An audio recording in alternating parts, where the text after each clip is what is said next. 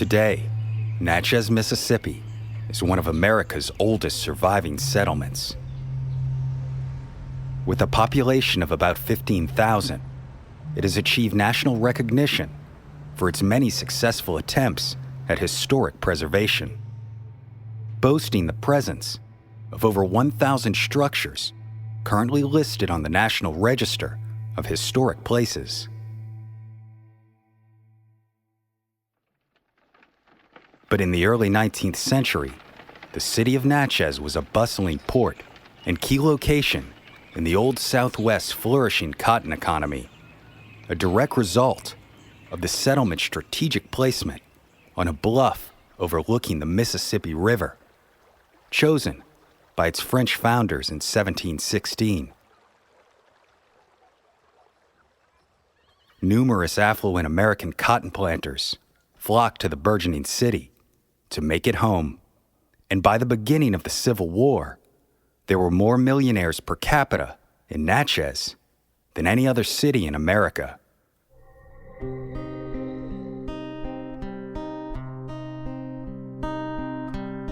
Of course, these titans of cotton were the upper echelons of Southern society, the aristocracy, and many were known to flaunt their wealth, constantly competing with each other to build and maintain the most extravagant homes, filled with grand furnishings imported from Europe.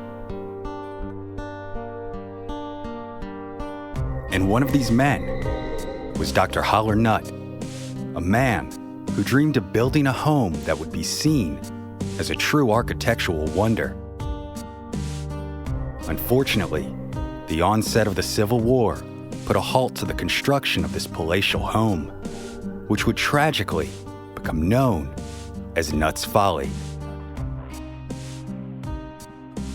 A perfect metaphor for the grand rise and harsh fall of the antebellum era of Southern opulence. My name is Brandon Schexnayder, and you are listening to Southern Gothic.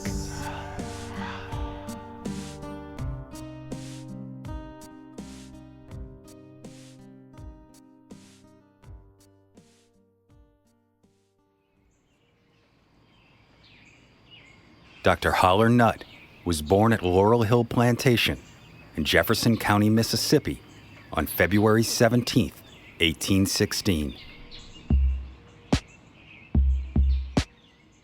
He was the son of physician and planter Dr. Rush Nutt and Eliza Kerr.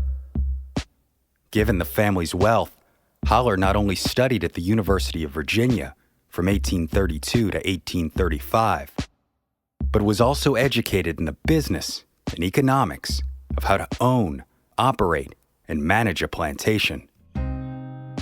Then, in 1840, he married Julia Augusta Williams. Julia also came from an established family of wealthy cotton planters and was born at Routhland Plantation in Natchez, Mississippi.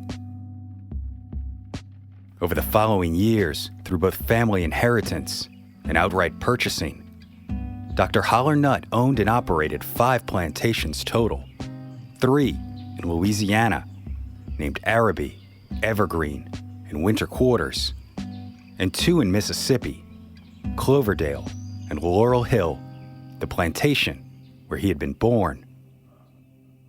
Nutt's practical education had paid off, and he became well known for his ability to make money.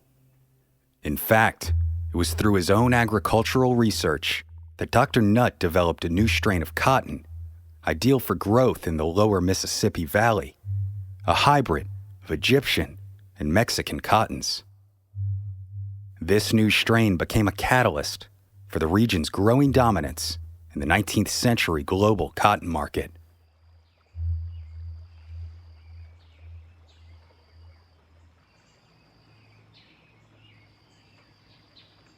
Then, in the late 1850s, Holler Nutt purchased land in his wife's hometown of Natchez, Mississippi, where he planned to use this considerable wealth to build a grand mansion where he and Julia's growing family could reside. Unfortunately, the architectural wonder that Dr. Nutt had planned would never be entirely completed.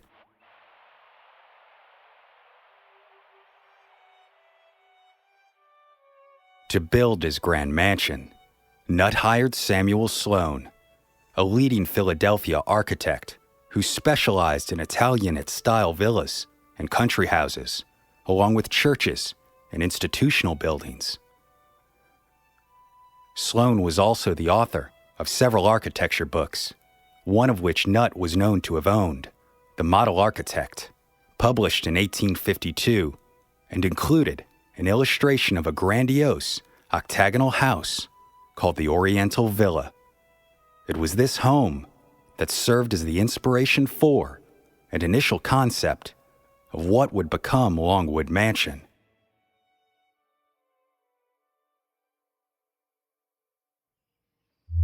The residence was designed to be 4 stories tall with a basement and featured a large octagonal-shaped hall, complete with an ornamental fountain to serve as the centerpiece for the likewise octagon-shaped building. The home was to be crowned with a Byzantine Moorish-inspired onion-shaped dome, and when completed, Longwood would boast 30,000 square feet of living space, including a total of 32 rooms, 26 fireplaces, 115 doors, and 96 decorative columns.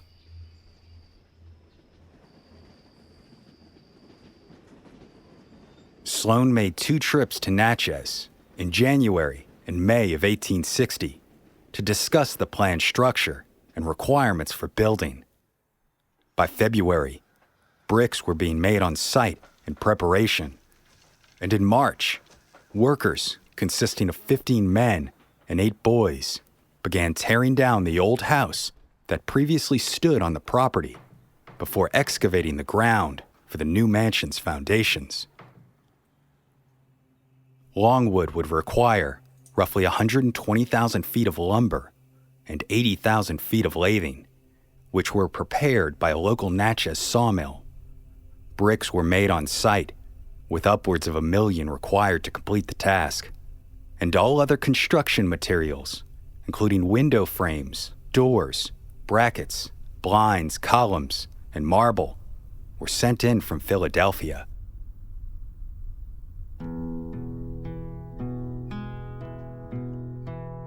By March 1860, Samuel Sloan's architectural plans were completed, and the design of Longwood was even larger and more ornate than the Oriental Villa which had inspired it.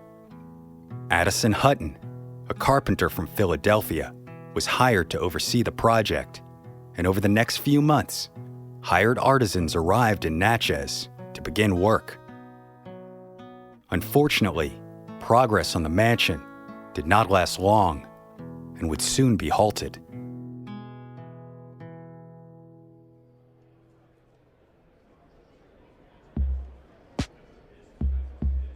On January 9th, 1861, the state of Mississippi seceded from the Union. With war looming, Sloan's Philadelphia workmen were eager to finish their work and leave the South in favor of their northern homes. 4 bricklayers were the first to leave in March, and it was at this point that Dr. Nutt wrote to Sloan to discuss the progress that had been completed thus far, notifying him that the roof was ready for tinning. "The finish is all painted, sanded, and up, the dome complete. It is creating much admiration now. I think after this, the octagon will be the style." Confident in the glory of his future home, but always wanting to have the best, Holler also added, "You must get up some other designs on patterns of this style. Model them so as not to be so large or expensive." But over the following months, workmen and artisans continued to leave the project, either for the safety of the North or to join the Union Army. By August, as the roof was in the process of gaining tin, some feared the Yankee workers would be attacked. So by September, the final two men, a tinner named Walters and a carpenter named Smith, left Natchez for the north, and construction on Longwood Mansion officially ceased, with largely only the outer shell of Dr. Nutt's envisioned mansion completed.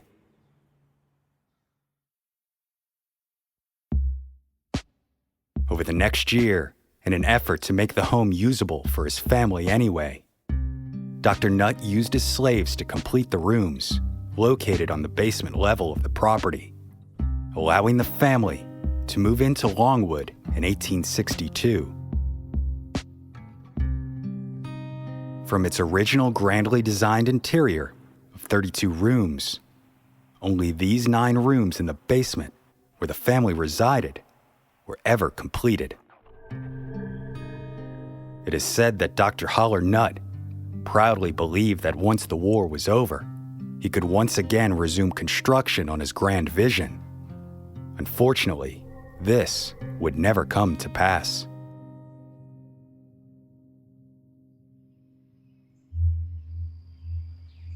It's estimated that prior to the war, in 1860, Dr. Nutt was making a net profit of $228,000 from his various agricultural enterprises.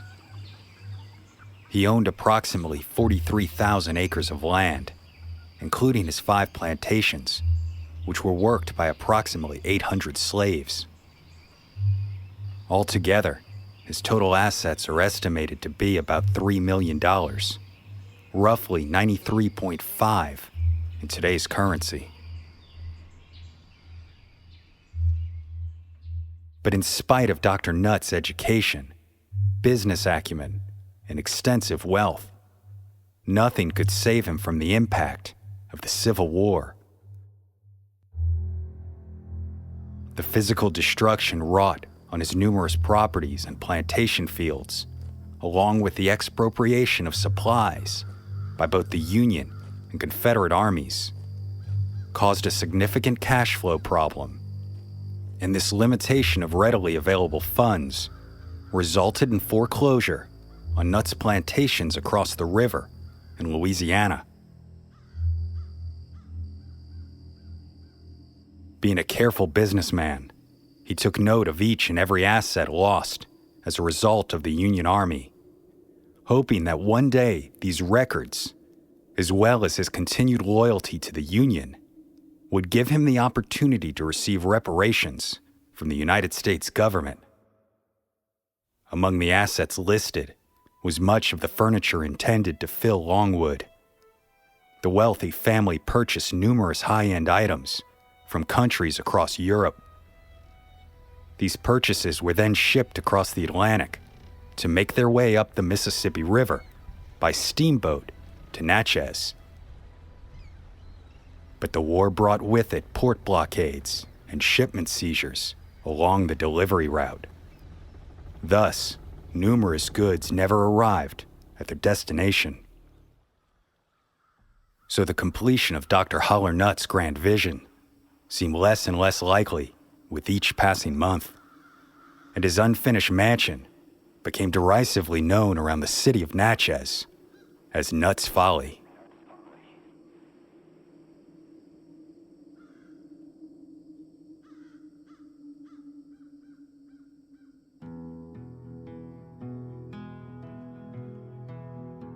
Then, on June 14, 1864, Dr. Holler Nutt died of pneumonia, although some claimed it was a broken heart over the lost dream of Longwood that actually killed him.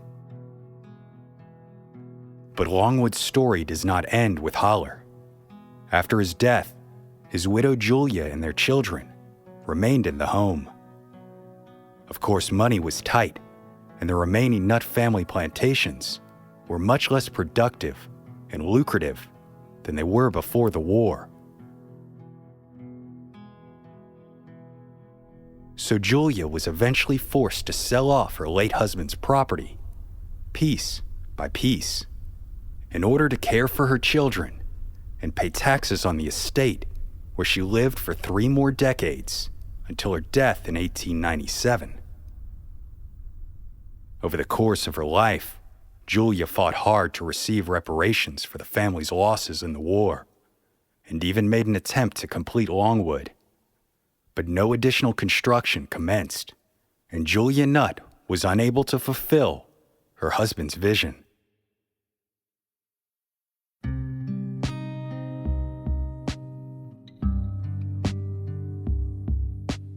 Yet the descendants of Holler and Julia continued to live at Longwood Mansion, inhabiting the 9 unfinished basement rooms for the next century. It was not until the 1960s that Longwood would leave the Nutt family. For years, the property had been a struggle to maintain financially, and as a result, the unfinished structure had begun to show signs of age and neglect. So preservationists purchased the mansion, viewing its incompletion as an attraction rather than a negative, hoping to return this skeleton that had been constructed to its pre-war glory. Longwood was then donated to the Pilgrimage Garden Club, who still preserve and maintain the property today, keeping it open to visitors as a museum and historic site. And it was designated as a National Historic Landmark and added to the National Register of Historic Places on December 19, 1969. Today, Longwood is one of Mississippi's most popular tourist destinations. Visitors to the property are given a glimpse into the past, a mansion frozen in time. Though the basement rooms are still filled with the furnishings once owned by the Nutt family, the rest of Longwood still remains an incomplete shell of what it was once imagined to be. Its upper floors still retain the skeletal look of exposed bricks and bare wooden beams. And on these unfinished floors, remnants of Longwood's construction still remain. Tools, building materials, and paint buckets stay right where they had been left by the northern workers who abandoned its construction. Parts of columns also lie on the floor, unfinished, waiting for these workers who left over a century and a half ago and never returned. But of course, with such a uniquely eerie backdrop, there have been reports of ghostly sightings at the mansion. Dr. Holler Nutt, his wife Julia, and their children have all been purportedly seen in this unfinished shell of a home. The full-body apparition of a woman in a pink hoop skirt, assumed to be Julia, has been seen on the staircase by visitors to Longwood. Some have even claimed the spirit of the family matriarch is followed by the scent of either her perfume or fresh roses. For it is said that Julia Nutt adored the flower and maintained an extensive rose garden on the property. In contrast, Holler's spirit tends to be seen outside of the home. Several stories of his full-body apparition, completely dressed in his antebellum clothing, have been told. But most notably, a tour guide at Longwood has claimed the eerie experience of lights flickering after she made an unintentional error in her description of Longwood to guests, later attributing the occurrence to the still proud spirit of Dr. Holler Nutt, a man who dreamed that Longwood would be the most extravagant and enviable home possible. He hoped it to be a spectacle, and although it was and never will be completed, it still is truly a sight to behold. Today, Longwood is the largest octagonal house in the country, and because of the mansion's Byzantine Moorish architectural style that was selected over the more common Greek revival that so typifies grand antebellum architecture, Longwood is absolutely one of a kind. A magnificence that never came to be, a broken dream lost to war, and a home frozen in time.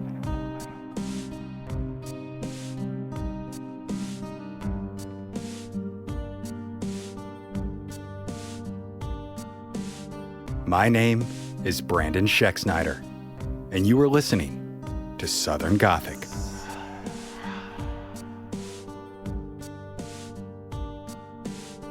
Southern Gothic is an independently released podcast, written and produced by Brandon and Brianne Schexnayder.